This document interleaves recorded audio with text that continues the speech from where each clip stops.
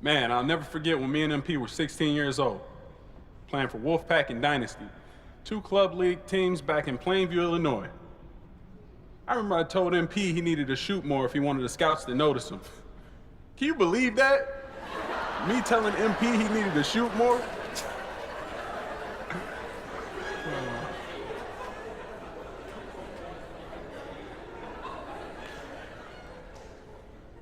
I thought he was afraid to be the man. But the truth is, he was mature, wise beyond his years. Winning, he said. Winning is what they notice. Even as a kid, his instincts were spot on. There's no shortcuts to greatness. You can't cheat your way to the top. The game's too pure for that. It's too good for that.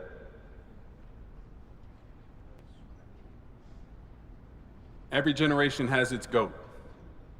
You can't really compare them because you don't know anything about the world before you were born. I don't know what Wilt Chamberlain meant in 1965. Kareem, Magic, Larry, Mike. When they hit, they showed their time that the impossible was possible.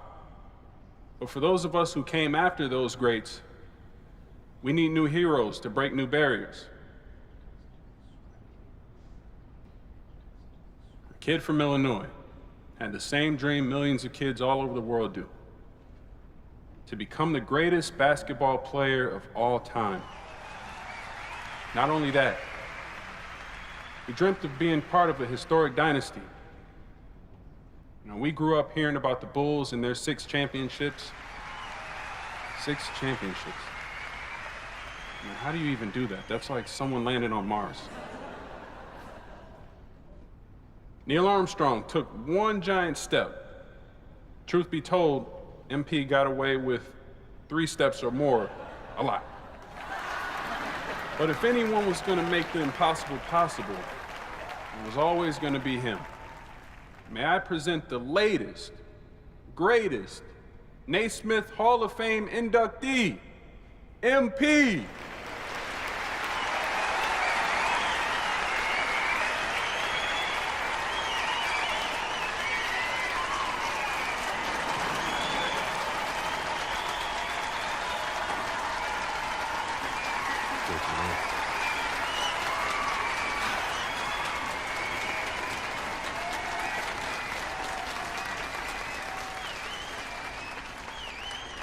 Wow, wow, wow, wow. As much as my life today will be unimaginable to the kid back in Plainview, the one constant has always been Patrick. He shot too much then and he talks too much now.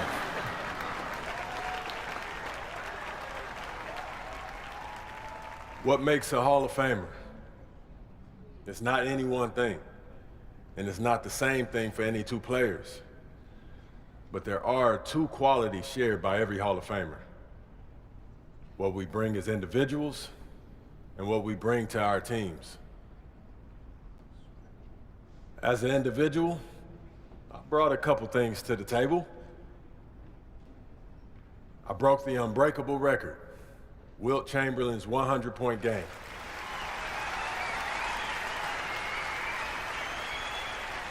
My love for defense helped me finish with more steals in the season than anyone ever has.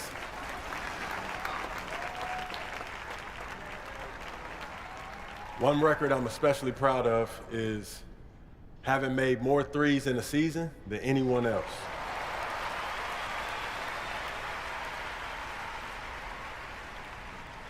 But at the end of the journey, it's the people you met and walked with along the way that mean the most, and what you accomplished as part of a team that you will remember most fondly. I was lucky to play where I did. We wanted others to fear the deer, but Milwaukee's where I found family, community, and legacy as a Buck.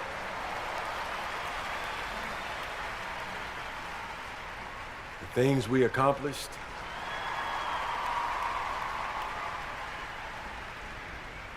unless you followed the NBA 60 years ago, you've never seen a team win as many consecutive championships as we did. We made history together. History yellows faster and faster these days, so do the world a favor. Don't forget what we did. There's a reason nobody wins more than 3 years in a row. The irony of every title you win is it stacks the odds against you winning the one next year. You've played a longer, harder season than 28 other teams. Your off season is shorter. The following season, everybody wants to bring their A game when they play you, but we're up for the challenge again and again and again. Tonight, I highlighted some personal and some team accomplishments. The truth is, the former doesn't exist without the latter. The basic truth of basketball is the same whether you're a Hall of Famer or a skinny kid with dreams bigger than your shoulders. Sharing the ball with someone else is a lot more fun than hogging it for yourself.